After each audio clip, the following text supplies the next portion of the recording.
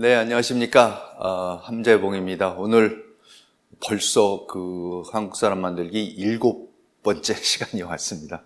정말 시간이 빨리 갑니다. 또 이렇게 와주셔서 너무 감사드리고요. 오늘의 주제는 이제 위정척사파와 조선의 몰락 이렇게 잡아봤는데, 저는 역사를 이제 공부하는 이유가 여러 가지가 있겠지만은, 역사는 역시 그 역사에서 등장하고 역사에서 액션하고 또 쓰러져가고 하는 그 인간들의 그 삶의 모습을 보는 게 저는 참 그게 역사의 제일 감동스럽고 의미 있는 거라고 생각을 합니다. 역사라는 게 우리가 날짜만 외우고 사건만 외우고 무슨 사건의 순서라고 이렇게 생각하기가 쉬운데, 저는 역사를 볼 때 어떻게 해서든지 그 1차 자료를 보고 실제 그 상황을 일으켰던 사람들이 무슨 말을 했고 무슨 생각을 했고 무슨 일을 겪었고 그런 거를 보면은 정말로 감동스럽고 인간에 대한 이해도 깊어지는 것 같고, 특히 우리 현재 상황에 비춰 봤을 때 우리 상황에 대해서도 여러 가지 항상 시사하는 바를 많이 얻고 저는 그럽니다. 오늘 말씀드릴 부분이 그 두 가지인데요. 이제 하나는 지난번 시간에 이제 그 천주교가 어떻게 들어오게 됐었는가에 대해서 말씀을 드렸고, 오늘은 그럼 천주교가 어떻게 박해를 받는가에 대해서 좀 약간 좀 구체적으로 한번 천주교 박해사. 근데 그게 뭐 다른 것도 있지만은 진짜로 그 천주교인들이 그 신앙을 지켜 나간 모습이 그게 전혀 전해지지가 않고, 저도 뭐 이런 거 쓰기 전까지 뭐 본 적이 없는데 참 그 놀라운 측면이 있고, 역시 우리 구한말 이때의 역사를 보고 있으면 그 굉장한 그 안타까움이 듭니다. 그러니까는 전에 소현세자 말씀도 드렸고 그랬지만은 이 카톨릭을 통해서 들어오는 그 어떠한 그 지식, 그 다음에 바깥 세상에 대한 그 많은 암과 경험, 그리고 어떻게 보면은 인간적으로 하나의 개인으로 보더라도 어쨌든 목숨을 걸고 어떠한 자기의 신념을 지키려고 하고 하는 굉장히 진짜 열심으로 사는 사람과, 그거를 막아보려는 이 기득권 사람들의 상대적 무지와 나태함과 그리고 잔인함과 이런 거를 이렇게 보면은 나라라는 게 망하는 때는 이렇게 해서 망하는 거구나 하는 거를 참 굉장히 절감을 합니다. 오늘 말씀드릴 부분이 그래서 이제 천주교 박해와 박해받는 사람들과 박해하는 사람들의 얘기 좀 하고요. 그 다음에 이제 제목에 나왔듯이 진짜 위정척사파, 특히 위정척사파들이 정확히 무슨 생각을 했었고 무슨 말을 했었고, 특히 이제 이 천주교에 대한 또 서양에 대해서 구체적으로 이 사람들이 무슨 생각을 도대체 했는가, 그 부분에 대해서 이제 두 부분 말씀드리겠습니다. 아마 말씀을 들어보시면은 정말로 더 예상하셨던 것보다 더 어처구니 없는, 조선이 이래서 몰락하는구나, 나라가 이렇게 해서 몰락하는구나 하는 것을 아마 여실히 느끼실 수가 있을 거라고 생각을 합니다. 우선 지난 시간에 잠깐 말씀드렸지만은 정조가 있을 때까지만 하더라도 뭐 그렇게 천주교가 1780년부터 이제 들어오기 시작했지만, 정조가 즉위한 직후죠.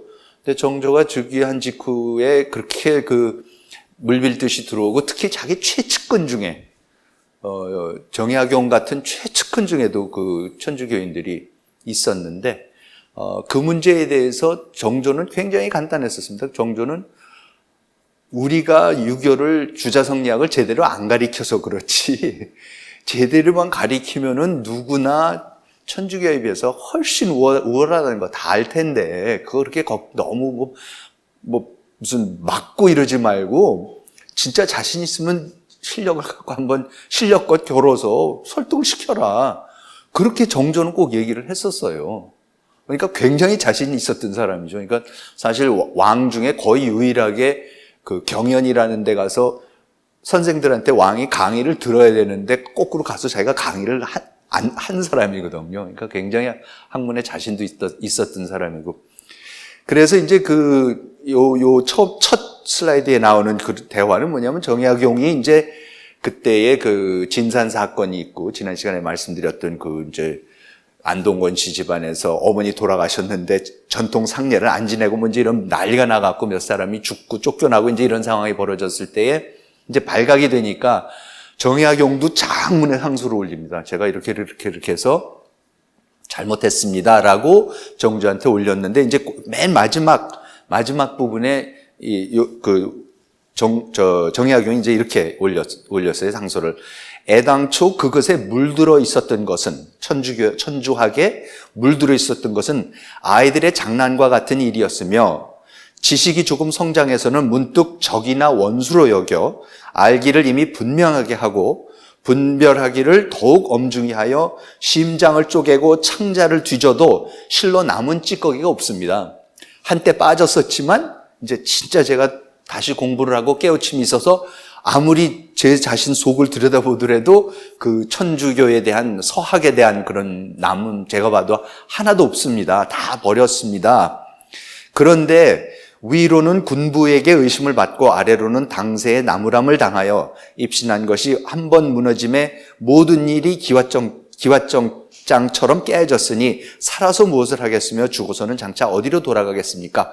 근데 일단 자기가 그걸 한때 믿었었다는 일 때문에 진짜 이제 난리가 나고 배척을 당하고 비난을 받고, 그러니까 제가 이제 뭐 어떡하겠습니까? 비록 다 극복은 했지만 뭐 이러면서 신의 직임을 취임하고 이어서 내쫓으소서. 그러니까 정조 임금님이 주상이 저를 그냥 파직을 시키시면은 제가 이제 낙향해서 그러고 살겠습니다. 이랬더니 정조가 딱 한마디예요.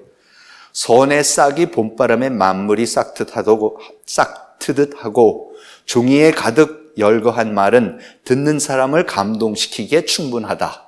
사직하지 말라. 딱 그렇게 한마디로 끝내요. 너무 멋있더라고요, 진짜. 야, 지도자가 이 정도의 그거는 있어야지 되는구나. 그래서 사직하지 말라. 진짜 몇 페이지에 걸친 장문의 상소였거든요. 그랬더니 뭐 참 듣기 좋은데 참 좋은 얘기다. 알았다. 사직하지 말라. 그냥 그러고 넘어갑니다. 그런데 정조가 이제 1800년에 승하를 하죠. 그러고 나서 이제 일이 벌어지기 시작합니다. 1800년 8월 18일 날 정조가 이제 승하를 하고, 그리고 정조의 둘째 아들 순조가 당시에 11살이었습니다. 11세에 즉위를 합니다.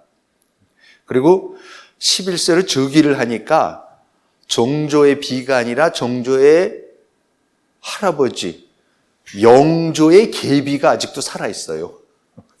그러니까 이제 영조에 비해서 굉장히, 그러니까 나이가 젊은 어린 후궁이었겠죠. 아무튼 그래서 정순왕후가 대왕 대비로 이제 수렴 청정을 하는데, 이 참 정치와 종교라는 게 섞이면 이게 무서운 일이 벌어지는 게 이제 여기서 아주 여실히 드러납니다. 정순왕후는 누구였냐면은 정순왕후의 오라버니가 김구주라는 사람이었었습니다. 근데 누구냐면 사도세자를 폐해야 된다. 그렇죠? 그러니까 정조의 아버지. 사도세자를 폐해야 된다. 그러니까 사도세자를 영조가 뒤주에 가둬서 죽였는데, 이제 그 아들인 이제 정조가 왕위에 올랐지 않습니까? 그런데 아무튼 그때 당시에 이제 파가 갈라져 갖고 사도세자를 살려야 된다는 파와 죽여야 된다는 파가 있었었는데, 나중에 이제 정조가 즉위를 하고 나서 자기 아버지의 억울한 죽음이라고 이제 정조는 당연히 생각을 했으니까, 그래서 이제 자기 아버지를 죽이는 데 앞장섰던 이 김구주라는 사람을 갖다가 유배를 시킵니다. 그래서 이 사람이 유배를 가서 유배관 가서 이제 죽게 되고, 그런데 그 누이 동생이 다 시대가 지나가서, 그러니까 자기 오라버니가 사도세자 죽는 데에 개입을 했고, 나중에 사도세자가 죽은 거가 잘 됐다고 하다가 귀양을 갖고, 그런데 정조가 또 죽고 났는데 이 사람이 이제 수렴청정을 실권을 잡게 된 거예요. 그러니까 당연히 정조 밑에서 자기 오라버니를 또 유배 보낸 사람들, 죽인 사람들, 그리고 그 사람들이 대부분이 그 사도세자가 죽은 게 억울하다고 했던 사람들이고, 그래서 이제 그 사람들을 소위 그 시파라고 하는데, 그러니까 사도세자를 죽였어야 된다고 한 사람이 벽파, 사도세자가 억울하게 죽었다는 사람들이 이제 시파인데, 뭐 그 복잡한 그 당파는 좀 이름만 그렇게 간단히 기억하시면 됩니다. 그런데 그 시파들 중에, 그러니까 정약용 이런 사람들이 전부 다 그 천주교인들이 그렇게 많았었어요. 그러니까는 이제 이 정순왕후의 입장에서는 복수를 한다는 것이, 자기 오라버니에 대한 복수를 한다라는 것이, 대놓고 오라버니에 대해서 복수를 한다고 할 수는 없으니까 굉장히 좋은 빌미가 이 서학을 하는 천주쟁이들을 갖다가 없애야 된다라고 하면서 천주교에 대한 탄압령을 내립니다. 그러니까 정조가 승하하고 1년 만에 이제 그 탄압령을 내립니다. 그래서 이제 이 시파 인사들을 숙청하기 시작하는데, 그래서 1800년에 정조가 승하하고 1801년 2월 9일 날부터 이가환, 이승훈, 정약용 이런 사람들이 이제 전부 다 체포가 되기 시작합니다. 여기서 이가환이라는 사람은 지지난 시간에 우리가 성호 성호학파에서 저 천주교가 나왔다고 하는데, 바로 또 그 이익의 종손이 또 이가환인데, 그 사람도 카톨릭이었고, 이승훈, 정약용 다 이제 체포가 되고, 또 홍교만, 홍인이라는 사람들이 전부 다 그 소위 시파의 핵심 인물들이고, 그래서 정약용의 형 정약종과 이승훈이 서서문 밖에서 처형이 되고, 정약용과 정약전은 유배가 되고, 권철신과 이가환은 옥사를 하고, 그래서 전국적으로 한 300명이 이제 처형을 당하는 대참사가 벌어집니다. 그리고 그 와중에 3월 12일 날 그때에 처음으로 조선에 이 신부님이 한 분이 와 계셨어요. 선교사 신부님이. 그러니까 기억하신 분, 지난번 거를 들으셨던 분들이 기억하시겠지만은, 윤유일이라는 사람이 베이징에를 가서 또 우리 좀 신부님들 좀 보내달라고, 우리끼리 지금 믿고 있는데 신부님 좀 보내달라 그래서 결국은 베이징의 구베아 주교라는 사람이 그 약속을 들어줘서 1795년에 중국 신부님 한 분을 보내는 거예요.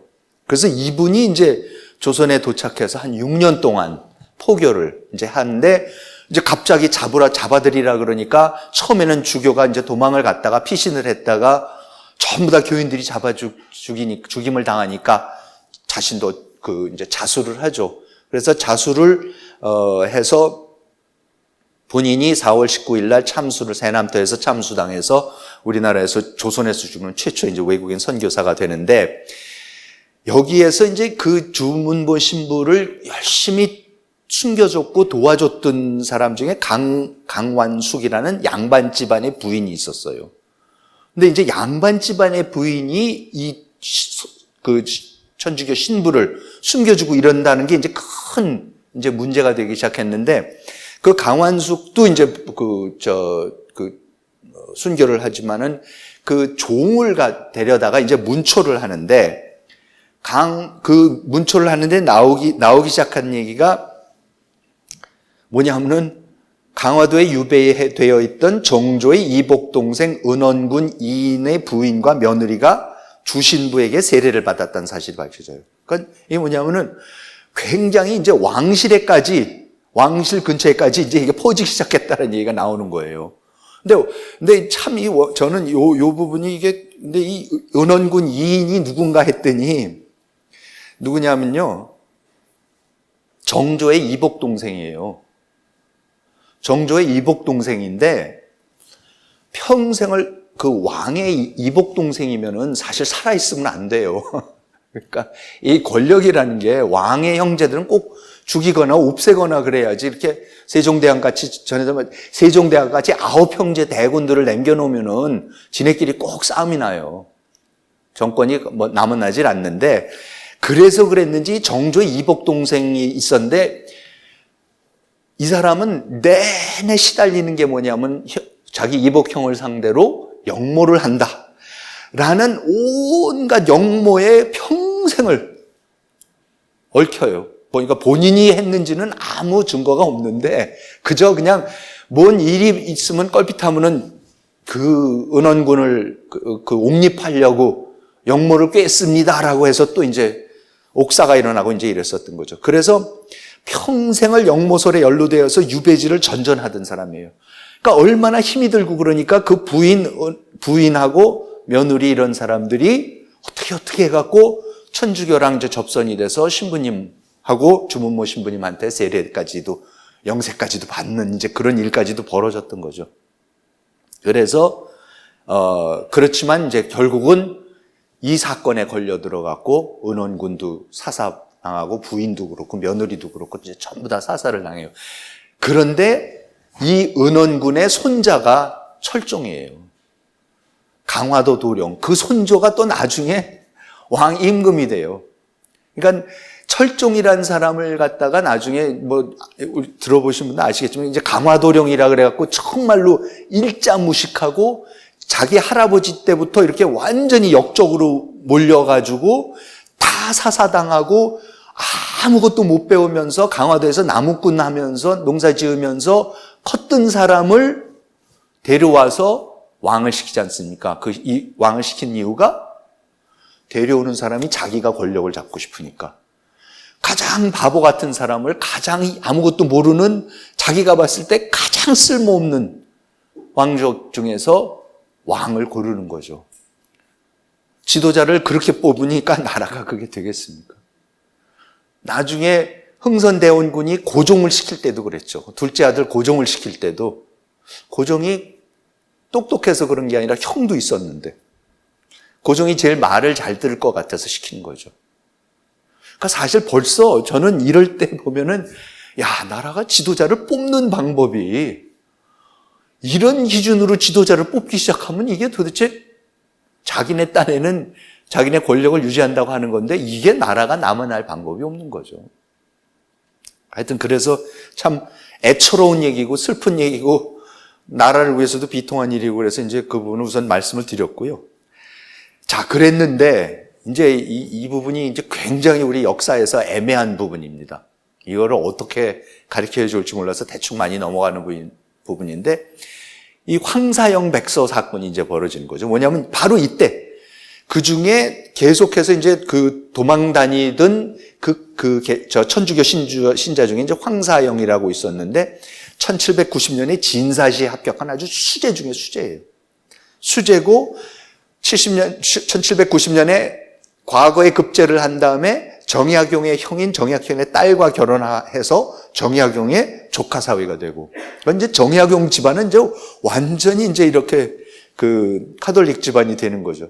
그래서 1791년에 알렉시오라는 세례명으로 천주교로 개종을 하고, 그래서 이제 신유 박해가 시작되니까는 베론이란 충북 제천의 베론의 피신에서 이렇게 조그만 운막에 들어가 갖고 거기서 그 톡을 해서 베이징의 구베야 주교한테 지금 조선에서 무슨 일이 더 벌어지고 있다. 우리가 어떤 순환을 당하고 있으니까 당신이 어떻게 와서 도와달라라는 글을 쓰는데 그게 이게 흰 비단에다가 13,311자를 빼곡하게 써서 지금 이게 바티칸에서 소장하고 있는 이게 황사영 백서입니다, 이게. 근데 이거를 미처 전달을 못하고 갖고 있는 채로 이제 잡힌 거죠. 체포가 된 거죠. 그래서 지금 왕실에서도 교인들이 생겨나고 있고, 최고위층에서 교인들이 다 있고, 지금 그랬는데 이제 황사영이라는 사람의 수재에 이것까지 뺏었는데 그 내용이 너무너무 놀라운 내용입니다. 내용이 이제 뭐라 그러냐면 이런 겁니다. 프랑스 사람들, 프랑스 북경에 있는 프랑스 공사한테 글을 보내면서, 주교하고 공사한테 글을 보내면서 지금 이런 상황이 벌어지니까 내가 봤을 때는 두 가지 중에 하나다. 하나는 뭐냐면은 하나는 중국을 청나라를 설득을 해서 빨리 청나라로 하여금 지금 조선을 빨리 점령을 해버려라.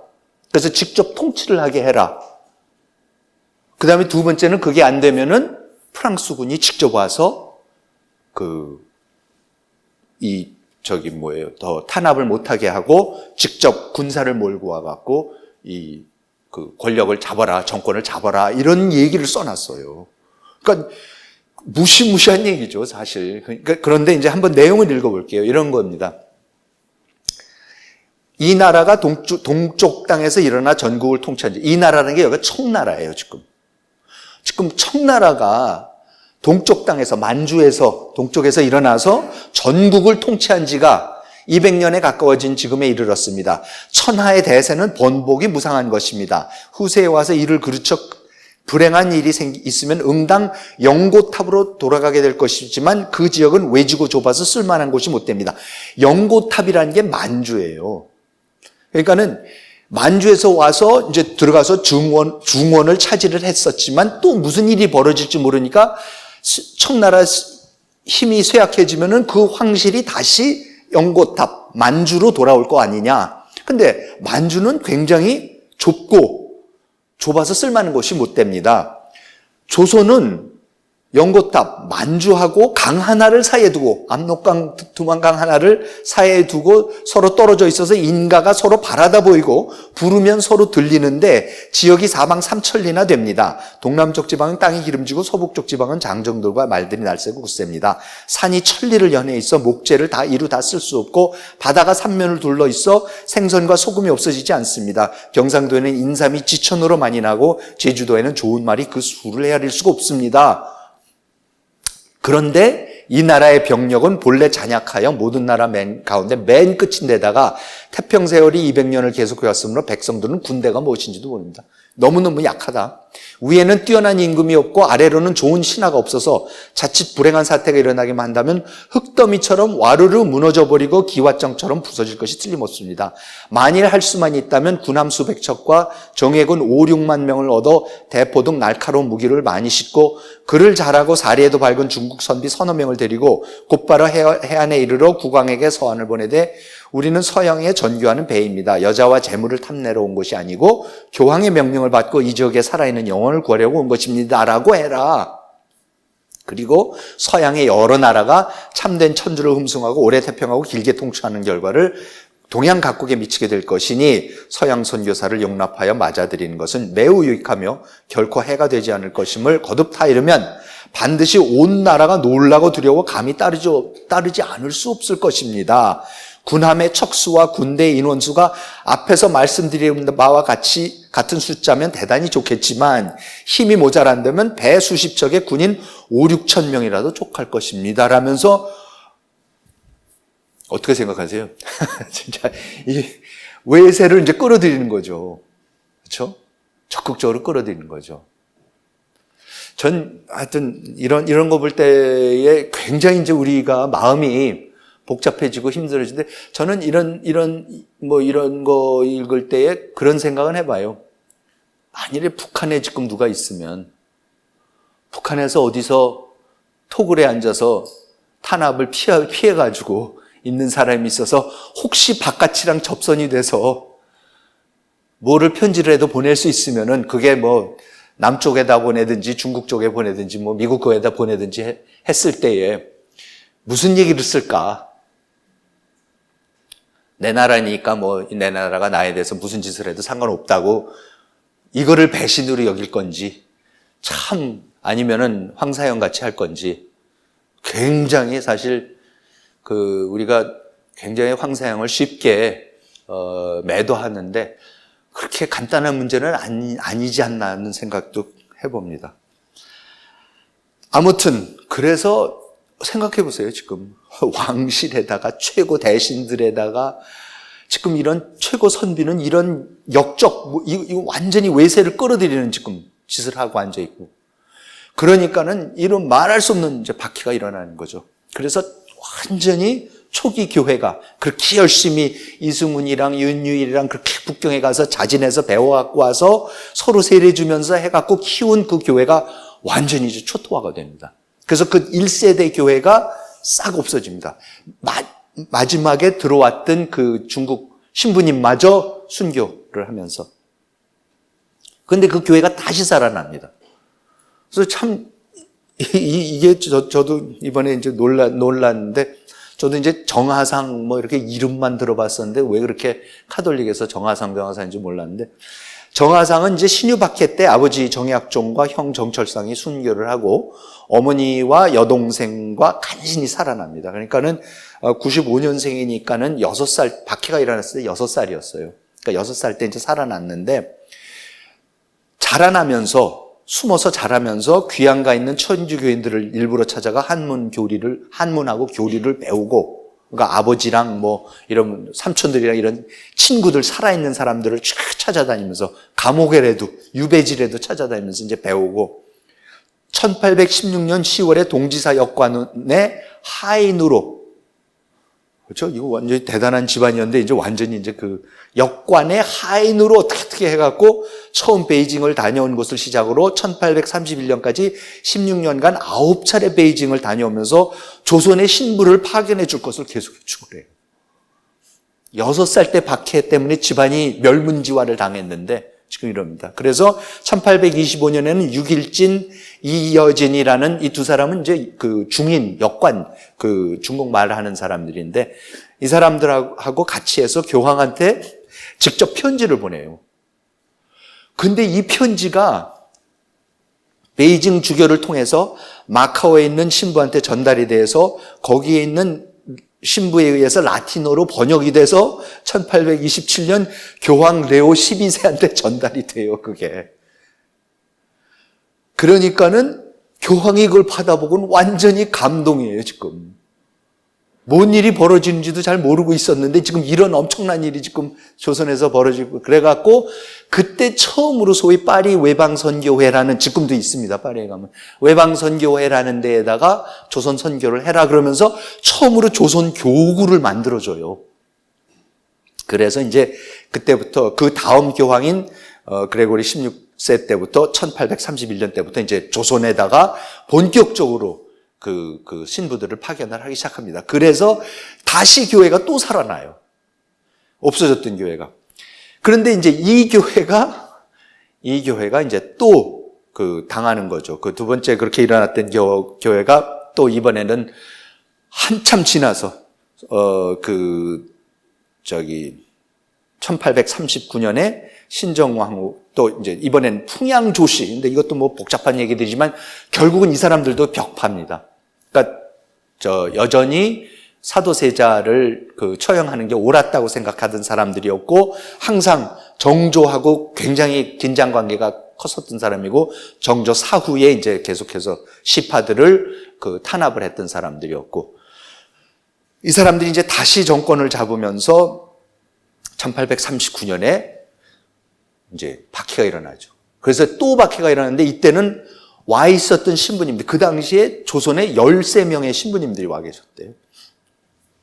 이 양반들이 이제 다 잡아들여서 뭐 자수해서 프랑스 신부 3분이 세남태에서 순교를 하고, 육일진과 정하상 아까 편지 썼던 그 사람들도 서소문 형장에서 순교하고, 조신철을 비롯한 9명이 서소문 형장에 순교하고, 역관 6일진의 아들 14살의 나이에 배교를 거부하고 교수형에 처해지고, 그 해 연말까지 계속 총 200여 명입니다. 참 신앙을 위해서 어디까지 할 수가 있는지 진짜 어쨌든 놀라운 일이 지금 벌어집니다.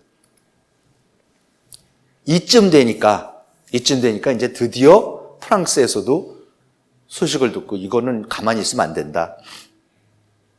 그래서 당장은 못 오고 7년 후인 1846년에 프랑스 제독이 와가지고 편지를 주고 가요. 편지를 주고 갔는데 이제 그만 좀 그래라. 이제부터 이후에 우리나라의 3인을 가혹하게 해치는 일이 있으면 귀 고려는 반드시 큰 재해를 면할 수 없을 것입니다. 그렇다면 재해를 임시하여 위로 귀국의 국왕에서부터 아래로 대신 백관에 이르기까지 모두 다른 사람에게 원망을 돌릴 수 없고 오직 자기가 불인하고 불의하며 무례한 것을 연망할 수 있을 것뿐입니다. 이를 아시기 바랍니다 하면서 이제 한바탕 이제 협박을 하고 가는 거죠. 그랬는데 정말로 뭐라 그럴까, 이게 하나님의 뜻이 아닌지 뭔지 정말로 너무 힘듭니다.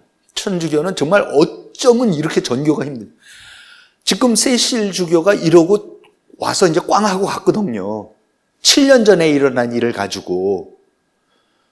그런데 마침 딱 그때가 무슨 일이었었냐면은 전혀 세실제독이 오는 거랑 별개로 또 박해가, 작은 박해가 하나 일어나고 있었어요. 그게 무슨 박해냐면 병호 박해인데, 이 박해는 왜 일어났느냐? 그 1836년에 이제 최초로 외방선교회에서 파리에서 프랑스 신부님들을 보냈을 때 프랑스 신부님들이 도착해갖고 와서 이제 선교를 시작하면서 그 사람들이 딱 느낀 게 뭐냐면, 이 조선에서 선교가 제대로 되려고 그러면 조선 사람 신부가 필요하다. 그래서 신부를 교육을 시켜야 된다. 그래서 그때 어렵게 해서 15살짜리 소년 3명을, 김대건, 최양업, 최방재 소년 3명을 그때에 몰래 마카오로 보내서 마카오와 필리핀의 마닐라에 가서 공부를 하게 합니다. 그래서 그 중에 한 사람은 그 마카오에서 병사를 하지만 최방재라는 사람은, 김대건은 9년 만인 1845년에 사제 수업을 마치고 조선 사람 최초로 사제 서폰을 받고 귀국을 합니다. 그래서 귀국해서 1년 동안 포교를 해요. 그러고 나서는 1846년 5월에 다른 신부님들이 또 입국을 하겠다는 것을 돕기 위해서 서해로 나가갖고 몰래 충청도의 섬에서 해갖고 백기를 통해갖고 이제 몰래 접선을 해서 신부님을 한 분을, 또 프랑스 신부님을 모시고 들어올려는데 거기서 체포가 돼요. 그래서 체포가 돼가지고 지금 난리가 또 나서 프랑스 신부님들 몇 사람하고 김대건 신부하고 압송이 돼서 지금 서울에 와가지고 구치소에서 고문을 받고 있는데, 딱 그때에 세실제독이 나타나갖고 엄포를 놓고 간 거예요. 그러니까는 그때 당시에 임금이 헌종인데, 헌종이 영의정 권돈인하고 하는 대화입니다. 딱 그때에 이제 이 사건이 났습니다 할 때, 이는 반드시 조선 사람으로서 맥락이 서로 통하는 자가 있을 것이다. 함대가 이렇게 오고 하는 건 이건 분명히 내통하는 놈들이 있어서 이러는 거지, 이게 그냥 오는 게 아니다. 그렇지 않으면 저들이 어떻게 살해된 연유를 알겠으며 또 어떻게 그 연조를 알겠는가, 그렇게 일일이 그 사건을 다 어떻게 이놈들이 알고 있느냐. 그때 권돈인이 한 번 사술이 유행하고 점점 물들어가는 사람이 많고 이번에 불랑선, 프랑스선이 온 것도 반드시 부추기고 유인하였기 때문이라고 할 수 없으니 모두 내부의 변입니다. 이게 내부에서 다 일어나고 있는 겁니다. 밀고를 하는 사람들이 있습니다. 그래서 김대건 신부가 1846년 9월 15일 사제서품을 받고 전교를 시작한 지 불과 1년 만에 26세의 나이로 순교를. 그러니까 근데 전에 제가 왜 그 소현세자 말씀드렸잖아요. 소현세자가 얼마나 바깥 세상을 그 8년 동안 그 가 있으면서, 심양에 가 있으면서 그 작았던 청나라가, 그 후금이, 여진족이 청나라로 성장을 하면서 몽골을 복속시키고 요동을 치고 산해관을 건너가서 자금성에 입성하는 그거를 다 보고 그랬던 사람인데, 그 사람이 돌아와서 이제 독사를 당해버리지 않습니까? 아버지한테. 바깥 세상에 대한 지식과 이런 거를 차단시키려는 거죠, 오히려. 근데 김대건 신부가 이 당시 26살인데 라틴어하고 불어하고 영어하고 중국어하고, 그렇죠? 뭐 조선말은 당연히 하고. 그러니까 당대의 조선 사람 중에서 바깥 세상을 제일 많이 알고 외국어를 제일 잘 알고 그랬던 사람이에요. 근데 이제 또 죽이게 되는 거죠. 그러니까 이렇게 나라의 흐름이라는 거가 쇄국이라는 게 이렇게 일어나는 거구나. 그 흐름을 우리가 역력하게 지금 볼 수가 있습니다. 자, 그러고 나서 이제 이때가 뭐냐면은, 그럼 이때가 뭐냐?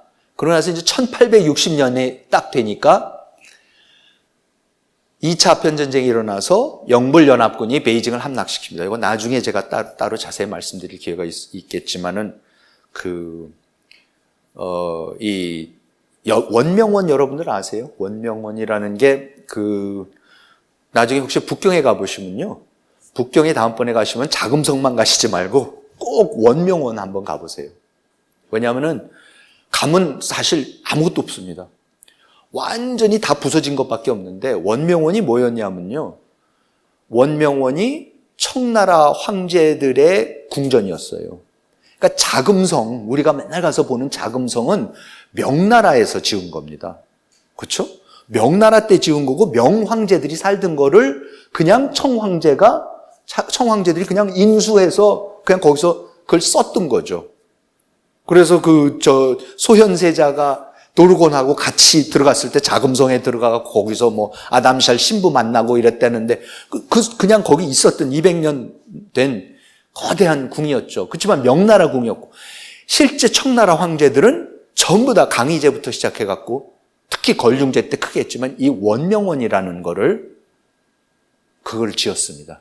정말로 자금성의 면적이 10배고 비할 수 없이 화려하고 전 세계에 있는 각양각색 건축물, 그러니까 특히 여기 사진에 잘 보이실지 모르지만은 이 사진이 그 중에 있었던 여러 전각 중에 하나인데 요거는 이제 서양 궁을 흉내내서 지었던 베르사유 궁을 흉내내서 지었던 전각입니다. 그러니까 뭐 이슬람, 왜냐하면 자기네가 통치하는데 뭐 이슬람도 있고 다 있으니까 이슬람식 궁도 있었고 하여튼 온갖 중국의 절경들은 물론 다 갖다 놓고 하여튼 그랬었다는데 이거를 프랑스하고 영국군이 들어가가지고 일주일 동안 다 태우고 약탈을 합니다. 그래서 지금 가보시면은 이제 목조로 돼 있었던 전통 건축들은 흔적도 없지만 이 돌로 만들었던 것들, 서양 것들을 흉내내서 서양 건축을 흉내내서 했던 그 건축물들은 그 잔해가 남아 있습니다. 돌더미들이 그냥 얼마나 무섭게 처절하게 부쉈는데 왜 그렇게 영국하고 프랑스가 했어야만 됐고 그 일이 어떤 또 결과를 가져왔는지에 대해서는 저 나중에 제가 또 3권 말씀드릴 때 자세하게 말씀드리기로 하고 일단은 하여튼 그러니까 지금 뭐냐면은 뭘 말씀드리려고 하면 이 조선 조정으로서는 세상 돌아가는 게 계속해서 이제 불안한 거예요. 계속해서 불안해서 천주교가 사방에서 있고 최고위층까지 침투를 해 들어가는 것 같고 그랬는데 양이가 서양 오랑캐가 어디까지 오냐면 드디어는 상국인 북경까지 쳐들어가서 북경의 황제들의 정궁인 원명원을 완전히 불타고 약탈하는데 청나라가 손 하나도 못 쓰는 거예요. 그러면서 이때의 조선에 얼마나 조선이 벌벌 떨었냐 하면은 그때 조선 사람들이 제일 크게 돌았던 소문이 뭐냐면 청황실이 도망갈 데가 없으니까 조선으로 도망올지도 모른다. 만주로 갔다가. 그러니까 그런데 만일에 조선에까지 오면은 이 프랑스하고 영국 군대가 이 청황실 쫓아가지고 우리나라까지 쳐들어올지 모르니까 우리나라가 또 초토화될지 모른다 그러면서 겁에 질려서 벌벌 떨었답니다. 그런 유언비어가 돌고 그랬답니다. 이러면서 1860년에 또 무슨 일이 벌어지냐면은 그러니까 그 2차 아편전쟁이었고 그 2차 아편전쟁에서 져서 원명원이 불타고 그때에 또 중국이 뭐를 내줘야 되냐면 연해주. 지금 블라디보스톡에 있는 연해주라는 데 있죠. 그러니까는 여러분 이 지도를 보시면 이 지도가 잘 보이시는지 모르겠네요. 요 밑에가 여기가 지금 한반도입니다. 한반도 끝에 여기가 이제 그 토끼 머리 끝이고 여기가 이제 두만강이고 두만강으로 해서 그러니까 요 빨갛고 노란 부분이 이게 전부 다 청나라 땅이었는데 1860년 2차 아편전쟁에서 청이 그 프랑스하고 영국 연합군한테 졌는데 엉뚱하게 러시아가 끼어들어갖고 협상을 해서 이 연해주 땅을 얻어요. 중국 사람들이 아직도 밤에 자다 벌떡벌떡 일어나는 일이 두 가지가 있는데 원명원 불탄 거하고 이 연해주 잃어버린 겁니다.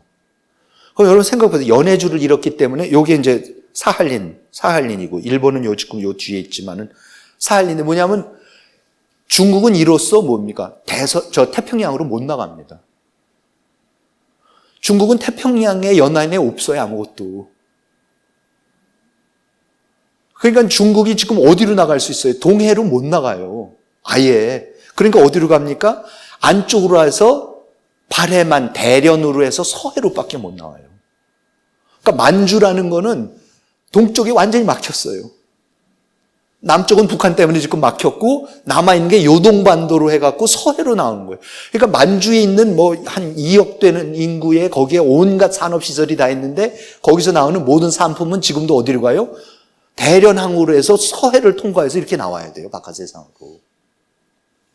그러니까 이게 참 놀라운 일이 이때 벌어졌었는데 아무튼 이러면서 러시아가 갑자기 1860년부터 우리하고 접경이 돼요. 그래갖고 러시아가 이때부터 이 연해주가 텅텅 비어 있으니까 여기에 사람들을 마구 이주시키고 조선 사람들을 그렇게 부릅니다. 그래서 조선 사람들한테 오면은 시민권을 주고 땅을 그냥 몇만 평씩 그냥 줬어요. 사람이 없으니까. 그러니까 헐벗고 굶주린 조선의 수많은 함경도에 있었던 농민들이 전부 다 이제 건너가기 시작하는 거죠. 그러니까 이 조정의 입장에서는 이게 큰일 난 거거든요. 인구가 자꾸 빠지니까. 그래서 맨날 항의하고 거기에서 그 사람들하고 다투고 이제 사건이 터지고 맨날 이제 이러는 거고요. 그러니까 이제 조선의 입장에서는 내후회환 지금 난리가 난 거죠. 내부에서는 천주교가 하고 있고 끊임없이 퍼지고 있고 외부랑 내통해서 프랑스 함대는 와갖고 협박을 하고 있지 청조는 무너지고 있으면서 러시아랑 접경을 해서 러시아 사람들이 자꾸 우리 접경해서 왔다 갔다 이거 내놔라 저거 내놔라 하고 있지. 그러니까 조선에 있어서는 정말 너무나 힘든 나름대로 힘든 상황이었었는데 1863년 바로 이때에 대원군이 집권을 합니다. 그러니까 제일 어떻게 보면은 조선이 병자호란 이후로 제일 불안하고 힘들 때에 딱 집권하는 게 그게 대원군이에요. 그래서 사실 대원군이라는 사람이 그 당시로서는 사실 조선에서 이런 사람 나오기 힘들 정도로 놀라운 그 지도력을 이제 발휘를 하죠. 그런데 이게 이제 또 천주교하고 또 얽히는 이 일이 벌어지는데 이게 다시 한번 이 종교와 정치가 얽히기 시작했을 때 이게 잘못 갔을 때 일어나는 아주 대표적인 또 하나의 사례가 됩니다. 1865년에 조선의 천주교인들이 대원군한테 접근을 해요. 그러니까 대원군의 입장에서는 지금 러시아를 어떻게 막고 막 이제 걱정이 태산 같은데 이때의 천주교인 중에 특히 남종삼이라고 천주교인인데 승지까지 됐어요. 그러니까는 청와대 비서실이에요. 비서실에까지 올라간 사람이 있었어요. 그러니까 상당히 자유로웠었던 거죠. 잠시 동안은 그 포교 활동이. 그랬는데 이 사람이 대원군한테서 가서 이제 뭐라 그러냐면은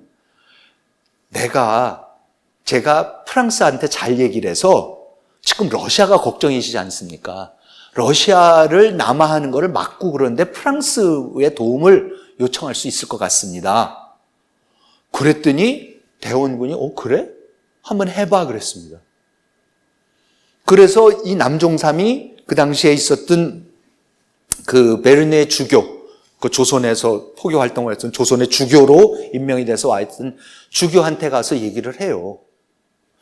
그랬더니 주교라는 분이 사실 지혜롭기도 하고 어떻게 보면 약간 어처구니도 없지만은 베르네 주교가 뭐라고 하냐면 아니 그런 약속을 하면 어떡하냐. 내가 어떻게 지금 프랑스 군대를 움직여서 러시아랑 맞서라고 그거를 나보고 지금 설득하라고 그러면 나 그거 할 자신 없다 솔직히. 그래서 그거는 못 하겠는데 근데 지금 일이 이렇게 됐으면은 분명히 또 탄압이 시작될 거다 박해가. 그 박해가 시작됐으니까는 그러면은 빨리 그 베이징에 있는 우리 함대에다 얘기를 해서 박해라도 그래도 못 일어나게 좀 해달라고 해라 그래갖고 함대를 초청을 하는 편지를 보내요. 그랬더니 그쪽 함대에서는 지금 아무 일도 없는데 우리가 또 가면은 또 거꾸로 무슨 일이 일어날 테니까 내가 지금 군대를 못 보내겠다고 안 보내요. 그 사이에 박해가 일어나요.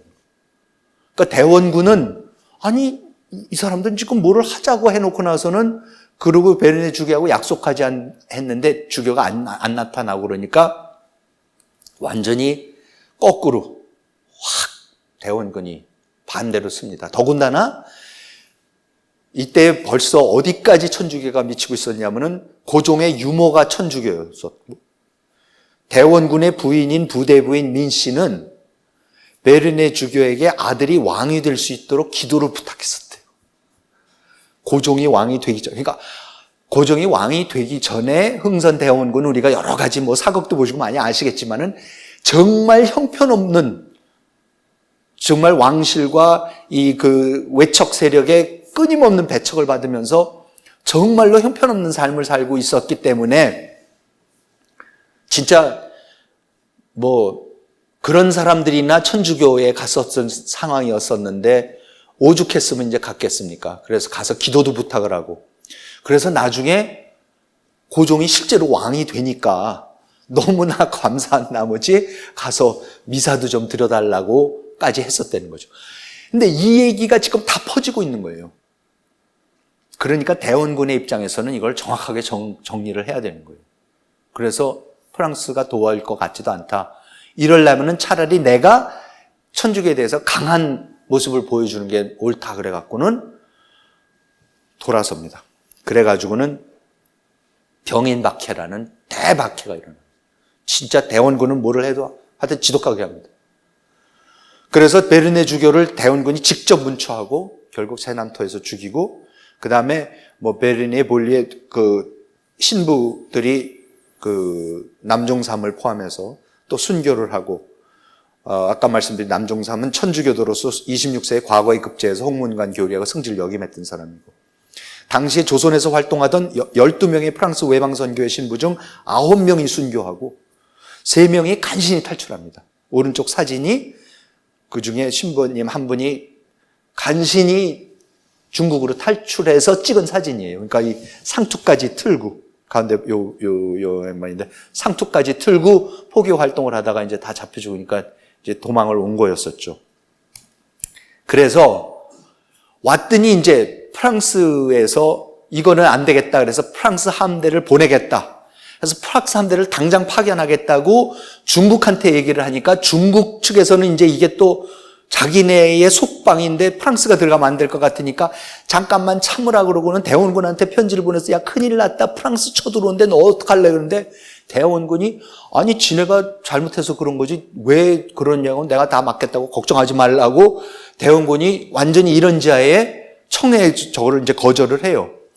그러고 나서는 그래서 이제 그 대신에 뭡니까 이제 프랑스가 곧 쳐들어온다 그러고는 전부 다 이제 준비를 하고 있는 거예요. 전쟁할 준비를 대원군이 준비를 하고 있는데 전혀 상관없이 제너럴 셔먼호라는 상선이 장사하는 사람들하고 서양 상인들하고 그중에 로버트 저메인 토머스라는 목사님 한 분은 1865년부터 조선에 몰래 건너와서 선교를 하던 우리나라 최초의 개신교 웨일스 출신 영국분인데 이 목사님은 원래는 프랑스 함대가 이 조선을 병인박해 때문에 조선에 올 거면은 조선을 벌하려고 오면은 그때 자기가 거기에 통역관으로 자원을 해서 오겠다 그래갖고 자원을 해서 조선에 갈 날만 기다렸는데 또 그때에 월남에서 난리가 나서 월남에서 반란이 일어나서 프랑스 함대가 월남으로 내려가는 바람에 지연이 됐는데 이제 그때에 제너럴 셔먼호가 조선에 오겠다는 거예요. 장사하려고. 그러니까 목사님은 이제 이거라도 타고 가야겠지 하고 이건 탄 거예요. 그러니까 진짜로 이 역사의 우연이나 이런 게 이게 소설로 써도 이렇게 쓰면은 재미없다고 할 정도로 억지라고 할 정도의 얘기예요. 그래서 이 배가 와가지고는 대동강을 거슬러 올라갔는데 뭐 어쨌든 뭐 우리가 잘 아는 그 유명한 이제 사건이 벌어져서 거슬러 올라갈 때는 그 여름이라서 장마가 져서 대동강물이 넘치니까 큰 배가 끝까지 올라가요. 올라가서 이제 거기서 뭐를 하려고 그러는데 서로가 말이 안 통하고 뭔지 이래가지고는 어떻게 잘못해서는 뭐 발포를 하고 몇 사람이 죽고 그러니까 그러고 이제 그 조선 장교들을 이 미국 측에서 몇 사람을 잡아놓고 그러니까 이제 그때 박규수라는 사람이 마침 평양 감사로 가 있으면서 진주 밀란도 했던 나중에 이제 개화파의 중요한 분이 되는데 이 양반이 이 배를 이제 격침을 시키죠. 그래서 그 격침시키는 와중에 이 토마스 목사도 26살의 나이에 거기서 순교를 합니다. 나중에 언더우드 목사가 조선 선교를 가라는 허락을 드디어 받아내고 그 양반이 영국서 자랐었어요. 영국서 자라났었기 미국으로 이민 오기 전에 영국서 자라서 조선에 오면은 언제 또 다시 고향에 가볼지 모른다 그래서 마지막으로 영국에 한번 조선에 부임하기 전에 간다 그래서 영국에 가요. 그래서 영국에 가서 이제 거기에 있는 선교 본부에 가서 여러 사람들 만나보고 저 조선으로 가게 된다 그랬더니 거기에 장로교 선교 본부에 딱 갔더니 거기에 영국분 한 사람이 조선? 코리아? 가만히 있어봐. 거기 우리 20 몇 년 전에 누구 한 사람 보냈는데 그 다음에 소식을 못 들었는데 근데 그게 토마스 목사였어요. 그러니까 참 세상의 그 역사라는 게 그런 분이었어요. 와갖고는 25살에 결혼을 해서 중국에 선교사로 와서 오자마자 부인이 병사를 하고 그래도 남아서 거기서 선교를 하다가 조선에 몰래 건너올 기회가 생겨서 건너와서 보고 조선에 선교를 해야겠다 그래서 성경도 와서 전하고 그러고 나서는 가서 제너럴 셔먼하고 타고 왔다가 순교를 당하는 거죠. 근데 그때에 조선 사람들도 이 배가 미국 배였는지를 몰라요. 영어를 하니까 중국 그 총리하문에다가 보고하기를 영국 배라고 보고를 해요. 그래서 그런가 보다 하고 있어서 미국 사람들은 이 배를 찾느라고 몇 년을 헤맵니다. 어디 갔냐고, 이 배가 어디 갔냐고. 근데 아무도 모르는 거예요. 왜냐하면 엉뚱한 보고가 돼 있었으니까. 그래서 나중에 이제 알고서 찾아와서 이제 일이 벌어지는 게 그 신미양요가 이제 벌어지는 거죠. 아무튼 이제 너무 얘기가 길어지는데 그래서 그러고 나서 셔만호 격침 사건이 있은 지 한 달 후에 드디어 프랑스 함대가 와요. 프랑스 함대가 와가지고 강화도에 와서 하는데 이때만 하더라도요 조선 군대가 맹렬하게 싸웁니다. 조선 군대가 맹렬하게 싸워가지고 결국은 정족산성 그 전투에서 프랑스군이 생각보다 너무 많은 부상자를 내고 그러니까는 결국은 안 되겠다 그러고는 그냥 떠납니다. 그래서 그때 이제 거기 강화도에 있던 외귀장각 도서들이랑 이런 거를 쥐 싣고서 그래서 지금도 이제 프랑스 국립박물관에 있고 우리가 그 KTX 도입할 때 그때 그거 혹시 우리가 받을 수 있을 줄 알고 처음에는 노태우 대통령이 우리가 KTX 사주면은 뭐 한다 그래서 미테랑이 뭐를 들고 그랬는데 알고 보니까 잠깐 빌려주는 거였지 절대로 돌려줄 수 없다 그랬었던 하여튼 이제 근데 그 외의 기장각 도서를 이때 이제 프랑스 사람들이 들고 가는 겁니다. 자, 그랬는데 이제 빨리 넘어가야 되는 게 이 일이 딱 벌어지니까 드디어 이제 위정 척사파가 본격적으로 이제 모습을 드러냅니다.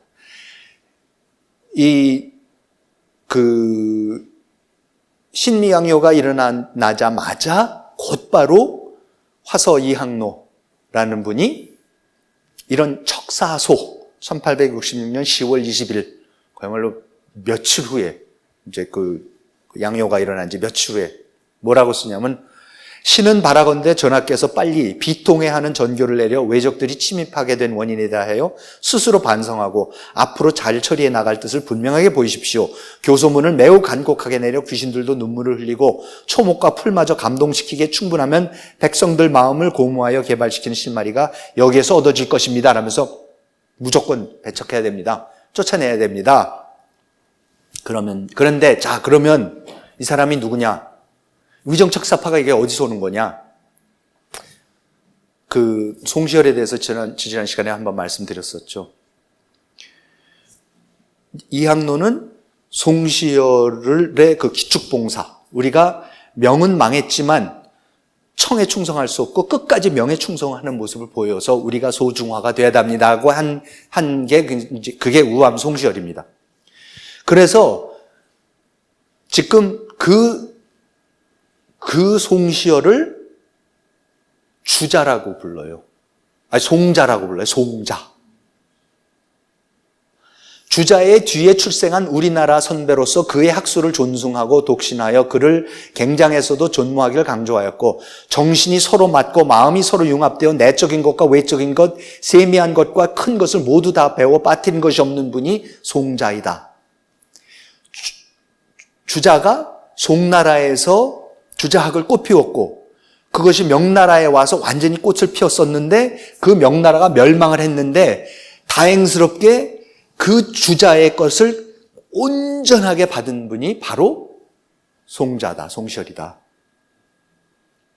그러니까 중국 대륙에서는 문명이 사라져버렸지만, 사문이 사라져버렸지만 조선에는 이게 남아있다. 왜? 송자라는 분 때문에 남아있다. 이제 이렇게 되는 겁니다. 그래서 요순으로부터 주공에 이르기까지는 도를 행한 계통이요, 공자로부터 우암에 이르기까지는 학문을 전승한 계통이다. 공자는 요순과 같고 맹자는 우와 같으며 주자는 주공과 같고 우암은 맹자와 같다. 자, 근데 이거 간단하게 하나만 말씀드릴게요. 이 유교에는 도통이라는 것이 있습니다. 그러니까 도통이라는 것이 유교라는 그 정신, 그 문명을 누가 계속해서 전수받아서 이어왔느냐라는 그 이제 도통이라는 게 있어요. 그래서 요순우탕, 그렇죠? 요순우탕 우리가 배우는. 그 다음에 문왕, 무왕, 주공, 이렇게 쭉 그 사람들을 통해서 이 주나라의 문명, 우리가 생각하는 유교 문명이라는 것이 쭉 이어져 내려왔다. 근데 굉장히 재밌는 부분이 뭐냐면요, 주공까지는 다 정치인들이에요. 왕이에요, 왕. 왕이고, 이제 주공은 왕의 동생이고, 무왕의 동생이고, 그렇지만은, 그런데, 주공에서부터 누구로 도가 넘어가느냐면요, 다음에 왕으로 안 넘어가요. 주공에서 공자로 넘어가요. 학자한테 넘어가요. 그래서 그다음부터는 도통을 어떻게 따지냐면은, 공자, 증자, 안자, 차사, 맹자, 주자, 장자. 장자는 장제, 그 다음에 정자는 정호, 정의, 형제, 주자. 전부 다 학자들이에요. 그러니까 여러분, 이게 유교권에 있어서 이게 정치냐, 학문이냐, 과거 봐서 정치를 하는 게 중요하냐, 관료가 되는 게 중요한지, 학자로서 남아서 공부하는 게, 학문을 닦아서 후학을 양성하는 게 맨날 이게 갈려있고 그러는 거가 이 도통이라는 것 자체가 이렇게 갈려 있습니다. 그런데 이 도통이 주자에서 끊기는 게 아니라 중국 대륙에서는 주자에서 끊겼는데 그 도통이 송자로 넘어왔다는 겁니다. 그러면서 이제 이 학로의 이제 세계관이 딱 드러나는 게 뭐냐면, 공자와 맹자는 이 도통을 이온다는 게 뭐냐? 공자와 맹자가 한 게 뭐냐? 묵자와 양자, 양주, 노자 사상과 싸워서 사문을 지킨 사람들. 그 당시에 사문난적, 우리의 이 문명의 적이 누구였었냐면은 공자하고 맹자 때는 묵자와 양주였었어요. 그 다음에 노장사상 이런 거였었죠. 그래서 그거를 척결하는데 앞장섰던 분들이 공자하고 맹자고, 그 다음에 주자나 장자, 정자, 이런 분들은 누구랑 싸웠냐? 불교를 척결한 사람들이에요. 왜냐하면 수나라, 당나라 때 중국에서 불교가 용상했지 않습니까? 삼국시대에 불교였었고 고려시대에 다 불교였었고 송나라 때까지도 다 불교였고 우리가 고려도 불교였고 그랬었는데 어떻게 됩니까? 주자가 나와가지고 남송의 그 주자학자들이 나와서 이 사람들이 다시 성리학이라는 걸 통해 가지고 유교를 되살리면서 불교를 이겼다는 거죠. 그래서 불교를 완전히 이기면서 그 주자의 성리학을 가지고 명나라가 세워지고 그 성리학을 가지고 조선이 이제 세워지는 거죠. 그래서 또 한 번 유교를 난적으로부터 살린 거죠. 이번에는 불교였었어요. 그리고 명나라가 멸망을 하니까 이 문명을 송자가 대륙에서부터 가져와서 조선에 가져와서 그 불씨를 이어가고 있는 거예요. 아시겠죠? 그러니까 공자에서부터 그렇게 열심히 지켜내서 대대로 지켜와서 노장사상하고 싸워서 이기고 불교하고 싸워서 이기고 청나라의 복속을 당해서 오랑캐가 중원을 휩쓸어서 정복을 하면서 명나라가 망했으니까 또 그거를 또 조선으로 가져와서 그거를 보호하고 있어서 우리가 소중화하여서 문명을 유일하게 온 세상에 오랑캐가 됐는데 우리만 유일하게 문명을 이어가고 있었는데 지금 이 문명을 또 누가 위협을 하는 거예요? 이게 천주교가 위협. 천주교하고 서양 오랑캐가 위협하는 거예요. 그러니까 시대적 사명, 나의 시대적 사명은 그렇죠? 확실해지는 거죠. 이게 위정척사파들이 갖고 있었던 세계입니다. 어떻게 보면 굉장한 세계가 아닙니까? 자기네가 진짜 요순우탕으로부터 시작되는 공자에서 주자까지 이어지는 거를 온전하게 이어받은 게 우리밖에 없고 그거를 내가 이제 끝까지 지켜야 되는 것이다. 그런데 자, 여기까지 저는 뭐 그럴 수도 있고 그런데 여기서가 이제 마지막 부분인데 이겁니다. 바깥 세상을 얼마나 알고 했었느냐. 거듭 바깥 세상을 얼마나 알면서 도대체 나라를 운영을 하는 거냐가 문제입니다. 이항로가 천주교를 어떻게 받느냐. 총령, 그러니까 그 파미르 산맥을 그 총령이라고, 파미르 고원을 총령이라고, 그러니까 이 서쪽 천주교를 그렇게 또 칭했더라고요. 총령의 해악은 그래도 죄송합니다. 총령이라는 게 불교죠. 그쪽에서 이제 서북 쪽에서 불교가 왔으니까 인도 쪽이니까 총령의 해악, 그러니까 불교의 해악은 그래도 한계가 있고 남녀의 관계를 끊고 그죠? 비구승들이니까 어육을 금식하고 술을 억제하고 수염과 머리카락을 깎는 등 많은 수계가 이런 계율을 따르고 나름대로 수신을 하고 행해진 다음에야 비구를 칭할 수 있으니 그 해악은 아직 적은 편이다. 하지만 서양에서는 그렇지 않다. 남녀의 관계가 반드시 끊긴 것이 아니고 어육이 반드시 금주되는 것이 아니고 술을 반드시 억제하는 것이 아니고 수염과 머리카락을 반드시 깎는 것이 아니고 심히 사악한지 올바른지를 묻지도 않고 사람이 은인인지 원주인지 관계없고 잘 놀고 즐기는 것을 좋아하고 태만하고 오만하니 인욕이 늘어나는 것을 기다리지 않아도 날로 늘어나고 천리가 사라지는 것을 기다리지 않아도 날라 사라진다. 그 음탕함에 빠져 해치게 되는 모습은 인을 막는 화에 있어서 치발소비의 흐름보다 오히려 심한 것이다. 치발소비라는 게 만주 사람들이 이렇게 앞뒤로 다 깎고 이렇게 머리 조금만 남기는 거. 그다음에 이제 그 승려들이 머리 삭발하는 거, 이제 그런 것을 뜻하는 겁니다. 서양 사람들이 말하는 사천의 천, 자기네들이 말하는 이제 하늘을 받든다 이러는데 이 하늘이 뭐냐? 오로지 형기와 정욕을 말하는 것이다.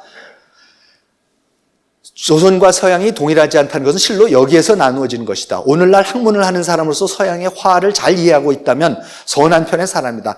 서양의 설은 가지각색이라 하더라도 오직 무부무군, 아버지도 없고 임금도 없는 그러한 설이다.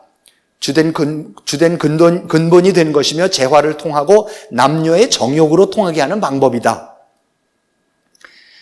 그러면서 이제 이 사람의 딱 세계관이 이 주자학자들의 이 화의 질서관이 나오는 거죠.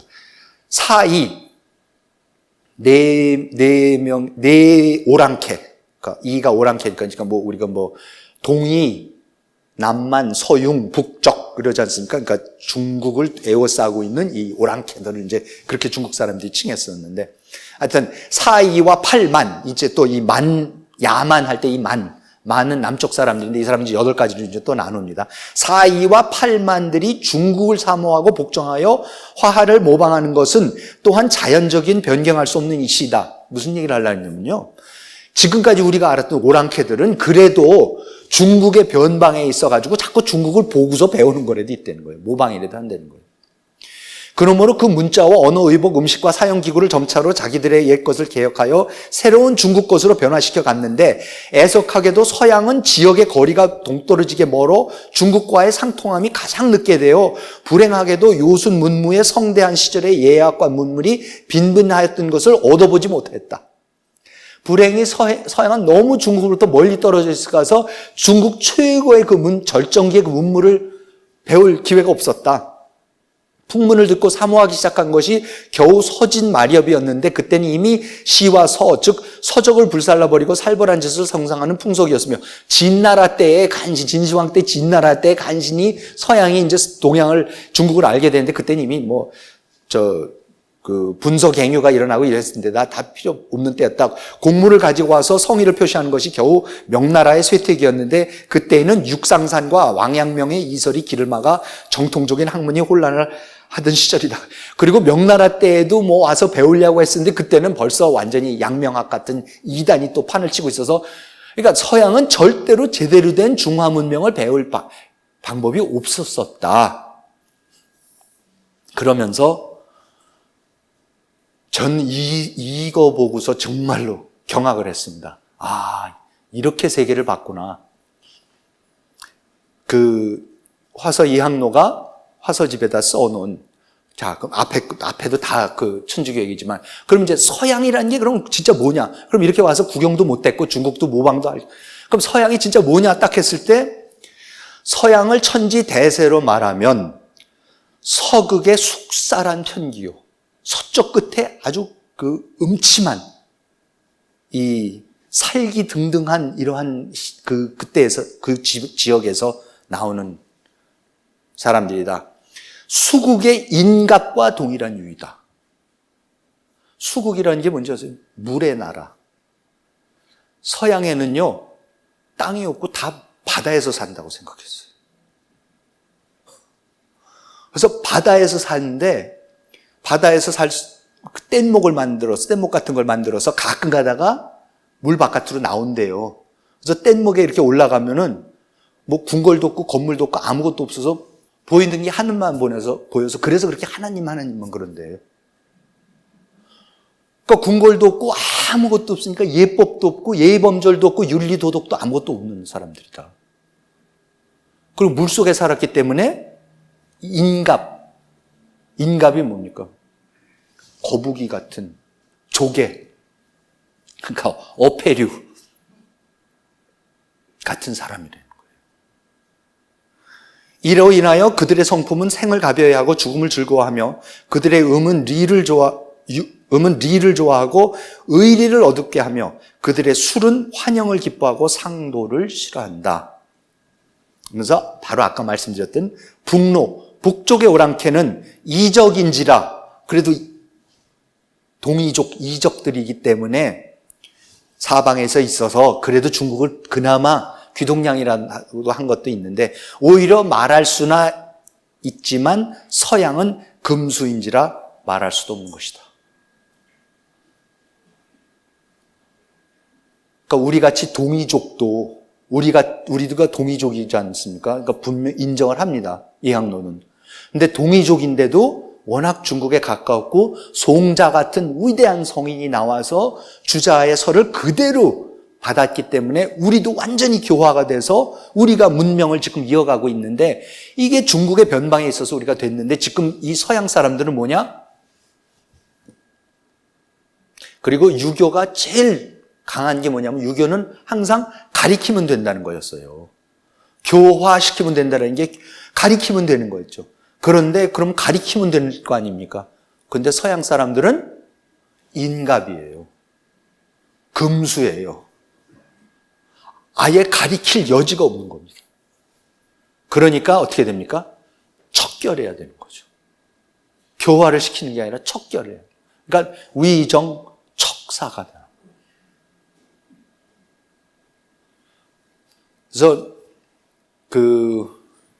다음 시간에 제가 또 이어서 이 위정척사의 사상에 대해서 조금 더 깊이 있게 말씀을 드리겠지만은, 아까도 말씀드렸듯이, 제가 봤을 때 이항로 이런 분들이 개인적으로, 인간적으로 봤을 때 대단한 학자들이었던 게 분명하고요. 그 배움이 출중했고, 그쪽 학문에 대해서 정말 놀라운 지식을 갖고 있었고, 대쪽 같은 분이었고, 왕한테 가서 서슴없이 간언할 수 있었던, 그리고 수천 명의 제자들을 거느릴 정도로 인품도 훌륭했고, 근데 저는 지금 나라의 지도자라는 게 그런 게 문제가 아니죠. 인품의 문제가 아니죠. 뭡니까? 알아야죠, 바깥 세상을. 그러니까 이 정도까지 조선 최대 학자가 바깥 세상을 이해하고 있는 정도가 이 정도라는 것은 왜 조선이 망할 수밖에 없었다라는 것을 너무나 저는 적나라하게 보여준다. 그래서 서양을 수국의 인갑이라고 했던 것이 그 당시에 조선이 갖고 있던 세계에 대한 지식의 정확한 표현이었다라는 게, 이게 참 슬프고 안타깝고, 진짜 우리가 어떻게 해서든지 이 지경에 가지 말아야 된다라는 정말로 뼈아픈 크나큰 교훈이라고 생각을 합니다. 오늘 여기까지 마치도록 하겠습니다. 시청해 주셔서 감사합니다.